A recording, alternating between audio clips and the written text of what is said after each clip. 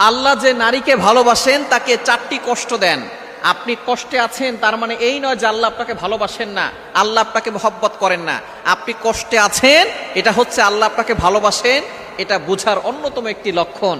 আপনি কষ্ট থাকলেই বুঝবেন যে আল্লাহ তাআলা হয়তো আপনার গুনাহ মাফ করাচ্ছেন অথবা আল্লাহ পাক রব্বুল আলামিন আপনার মর্যাদা বৃদ্ধি করে দিচ্ছেন।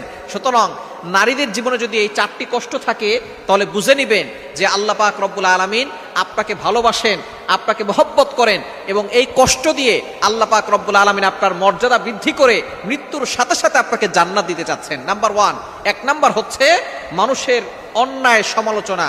আপনি কোনো কাজ করেন না কিন্তু মানুষ আপনাকে মিথ্যা অপবাদ দিচ্ছে, আপনাকে মানুষ গালিগালাজ করছে, মানুষ আপনাকে অপবাদ দিয়ে আপনাকে হেয় প্রতিপন্ন করছে, ক্রিটিসাইজ করছে। যদি এরকম দেখেন তাহলে মনে করবেন আল্লাহ আপনাকে ভালোবাসে। আল্লাহ পাক রব্বুল আলামিনের একজন বান্দি ছিলেন দুনিয়াতে যার নাম হচ্ছে মারিয়াম আলাইহিস সালাম। হযরত ইমরান আলাইহিস সালামের কন্যা ছিলেন এবং হযরত ঈসা আলাইহিস সালামের মা ছিলেন।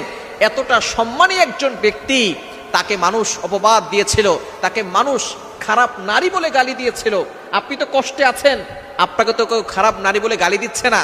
একটু দেখেন মারিয়াম আলাইহিস সালামের দিকে ফোকাস করেন, মানুষ তাকে প্রস্টিটিউট নারী বলে গালি দিয়েছে, নাউজুবিল্লাহ। তার গোত্রের লোকেরা তাকে এই কথা বলে গালি দিয়েছে। আল্লাহ পাক রব্বুল আলামিন তাকে পরীক্ষা করেছিলেন, স্বামী ছাড়া সন্তান দিয়েছেন। জিবরাইল আলাইহিস সালামকে তার কাছে পাঠিয়েছিলেন। জিবরাইল আলাইহিস সালাম তার কাছে গিয়ে বলতেছেন, আপনাকে আল্লাহ তাআলা সন্তান দান করবেন, পুত্র সন্তান, এই সন্তান নবী হবেন।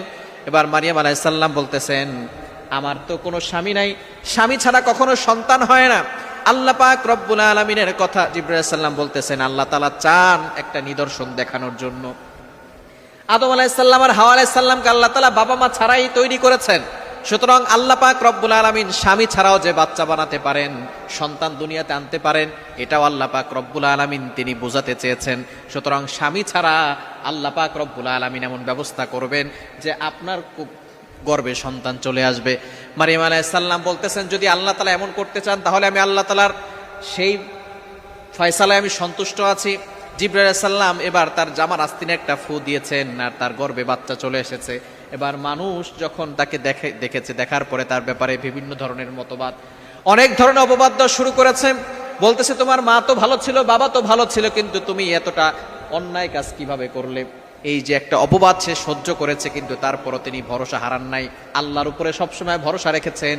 শেষ পর্যন্ত ঈসা আলাইহিস সালাম যখন জন্মগ্রহণ করেছেন, ছোটকাল কোল থেকেই তিনি কথা বলা শুরু করেছেন। তিনি বলেছেন, ক্বালা ইন্নী আবদুল্লাহ আতানিয়াল কিতাব। আল্লাহ পাক রব্বুল আলামিনের তিনি একজন বান্দা, এটা তিনি ছোট্টবেলায় যে সময় বাচ্চারা কথা বলতে পারে না তখনই তিনি কথা বলে সকলকে জানিয়ে দিয়েছেন।